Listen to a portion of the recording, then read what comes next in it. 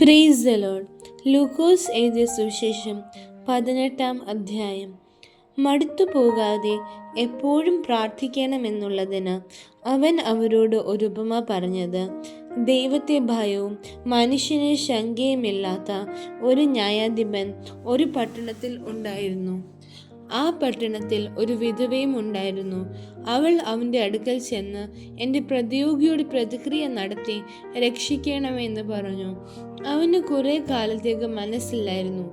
പിന്നെ അവൻ, എനിക്ക് ദൈവത്തെ ഭയവും മനുഷ്യന് ശങ്കയുമില്ല, എങ്കിലും വിധവ എന്നെ അസഹ്യമാക്കുന്നത് കൊണ്ട് ഞാൻ അവളെ പ്രതിക്രിയ നടത്തി രക്ഷിക്കും, അല്ലെങ്കിൽ അവൾ ഒടുവിൽ വന്ന് എന്നെ മുഖത്തടിക്കും എന്നുള്ളുകൊണ്ട് പറഞ്ഞു. അനീതിയുള്ള ന്യായാധിപൻ പറയുന്നത് കേൾപ്പീൻ. ദൈവമോ രാപ്പകൽ തന്നോട് നിലവിളിക്കുന്ന തൻ്റെ വൃതന്മാരുടെ കാര്യത്തിൽ ദീർഘക്ഷമയുള്ളവനായാലും അവരെ പ്രതിക്രിയ നടത്തി രക്ഷിക്കയില്ലയോ? വേഗത്തിൽ അവരെ പ്രതിക്രിയ നടത്തി രക്ഷിക്കും എന്ന് ഞാൻ നിങ്ങളോട് പറയുന്നു. എന്നാൽ മനുഷ്യപുത്രൻ വരുമ്പോൾ അവൻ ഭൂമിയിൽ വിശ്വാസം കണ്ടെത്തുമോ എന്ന് കർത്താവ് പറഞ്ഞു. തങ്ങൾ നീതിമാന്മാർ എന്നുറച്ച് മറ്റുള്ളവരെ ധിക്കരിക്കുന്ന ചിലരെ കുറിച്ച് അവൻ ഒരു ഉപമ പറഞ്ഞതെന്തെന്നാൽ, 2 മനുഷ്യർ പ്രാർത്ഥിപ്പാൻ ദേവാലയത്തിൽ പോയി. ഒരുത്തൻ പരീശൻ, മറ്റവൻ ചുങ്കക്കാരൻ. പരീശൻ നിന്നുകൊണ്ട് തന്നോട് തന്നെ, ദൈവമേ, പിടിച്ചുപറിക്കാർ, നീതികെട്ടവർ, വ്യഭിചാരികൾ മുതലായ ശേഷം മനുഷ്യരെ പോലെയോ ഈ ചുങ്കക്കാരനെ പോലെയോ ഞാൻ അല്ലായ്കയാൽ നിന്നെ വാഴ്ത്തുന്നു. ആഴ്ചയിൽ 2 വട്ടം ഉപവസിക്കുന്നു, നേടുന്നതിലൊക്കെയും പതാരം കൊടുത്തു വരുന്നു എന്നിങ്ങനെ പ്രാർത്ഥിച്ചു. ചുങ്കക്കാരന് ദൂരത്ത് നിന്നുകൊണ്ട് സ്വർഗത്തേക്ക് നോക്കുവാൻ പോലും തുനിയാതെ മാറത്തടിച്ചു. ദൈവമേ, പാപിയ എന്നോട് കരുണ ഉണ്ടാകണമെന്ന് പറഞ്ഞു. അവൻ നീതീകരിക്കപ്പെട്ടവനായ വീട്ടിലേക്ക് പോയി. മറ്റവൻ അങ്ങനെയല്ല.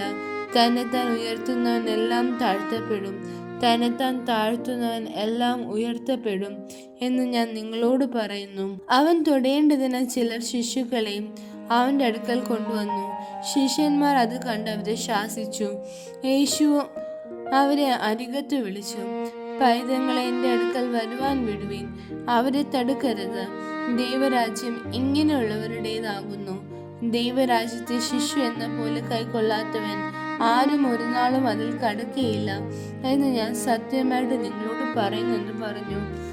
ഒരു പ്രമാണി അവനോട്, നല്ല ഗുരു, ഞാൻ നിത്യജീവനെ അവകാശമാക്കേണ്ടതിന് എന്ത് ചെയ്യണം എന്ന് ചോദിച്ചു. അതിന് യേശു, എന്നെ നല്ലവൻ എന്ന് പറയുന്നത് എന്ത്? ദൈവം ഒരുവനല്ലാതെ നല്ലവൻ ആരുമില്ല. വ്യഭിചാരം ചെയ്യരുത്, കൊല ചെയ്യരുത്, മോഷ്ടിക്കരുത്, കള്ളസാക്ഷ്യം പറയരുത്, നിന്റെ അപ്പനെ അമ്മയും ബഹുമാനിക്കുക എന്നീ കൽപ്പനകളെ നീ അറിയുന്നുവല്ലോ എന്ന് പറഞ്ഞു. ഇവയൊക്കെയും ഞാൻ ചെറുപ്പം മുതൽ കാത്തുകൊണ്ടിരിക്കുന്നു എന്നവൻ പറഞ്ഞത് കേട്ടിട്ട് യേശു, ഇനി ഒരു കുറവ് നിനക്കുണ്ട്. നിനക്കുള്ളതൊക്കെയും വിറ്റ് ദരിദ്രന്മാർക്ക് പകുത്തു കൊടുക്കുക, എന്നാൽ സ്വർഗത്തിൽ നിനക്ക് നിക്ഷേപം ഉണ്ടാവും. പിന്നെ വന്ന് എന്നെ അനുഗമിക്കുക എന്ന് പറഞ്ഞു. അവൻ എത്രയും ധനവാനാകൊണ്ട് ഇത് കേട്ടിട്ട് അതിദുഃഖിതനായി തീർന്നു. യേശു അവനെ കണ്ടിട്ട്, സമ്പത്തുള്ളവർ ദൈവരാജ്യത്തിൽ കടക്കുന്നത് എത്ര പ്രയാസം! ധനവാൻ ദൈവരാജ്യത്തിൽ കടക്കുന്നതിനേക്കാൾ ഒട്ടകം സൂചിക്കുഴയുടെ കടക്കുന്നത് എളുപ്പമെന്ന് പറഞ്ഞു. ഇത് കേട്ടവർ, എന്നാൽ രക്ഷിക്കപ്പെടുവാൻ ആർക്ക് കഴിയുമെന്ന് പറഞ്ഞു. അതിന് അവൻ, മനുഷ്യരാൽ അസാധ്യമായത് ദൈവത്താൽ സാധ്യമാകുന്നെന്ന് പറഞ്ഞു. ഇതാ ഞങ്ങൾ സ്വന്തമായത് വിട്ട് നിന്നെ അനുഗമിച്ചിരിക്കുന്നെന്ന് പത്രോസ് പറഞ്ഞു.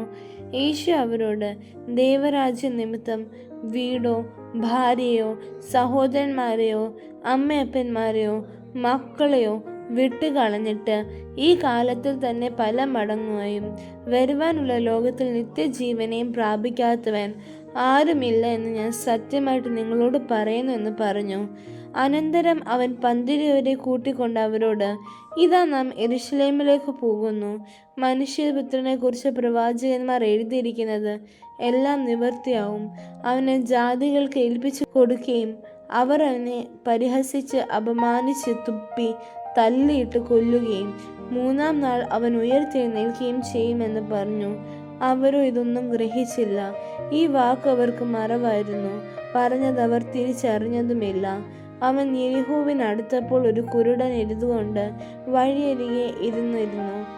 പുരുഷാരം കടന്നു പോകുന്നത് കേട്ട് ഇതെന്തെന്ന് അവൻ ചോദിച്ചു. നസ്രയനായ യേശു കടന്നു പോകുന്നെന്ന് അവർ അവനോട് പറയിച്ചു. അപ്പോൾ അവൻ, യേശുവേ, ദാവീദ് പുത്ര, എന്നോട് കരുണ തോന്നണമെന്ന് നിലവിളിച്ചു. മുന്നടക്കുന്നവർ അവനെ മിണ്ടാതിരിപ്പാൻ ശാസിച്ചു. അവനോ, ദാവീദ് പുത്ര, എന്നോട് കരുണ തോന്നണമേ ഏറ്റവും അധികം നിലവിളിച്ചു. യേശു നിന്ന് അവനെ തൻ്റെ അടുക്കൽ കൊണ്ടുവരാൻ കൽപ്പിച്ചു. അവൻ അടുക്കെ വന്നപ്പോൾ, ഞാൻ നിനക്ക് എന്ത് ചെയ്യണമെന്ന് ചോദിച്ചു.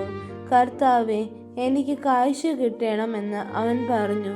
യേശു അവനോട്, കാഴ്ച പ്രാപിക്കാം, നിന്റെ വിശ്വാസം നീ രക്ഷിച്ചിരിക്കുന്നു പറഞ്ഞു. ക്ഷണത്തിൽ അവൻ കാഴ്ച പ്രാപിച്ച് ദൈവത്തെ മഹത്വീകരിച്ചും കൊണ്ട് അവൻ അനുഗമിച്ചു. ജനമെല്ലാം കണ്ടിട്ട് ദൈവത്തിന് പുകഴ്ച കൊടുത്തു. ആമേൻ.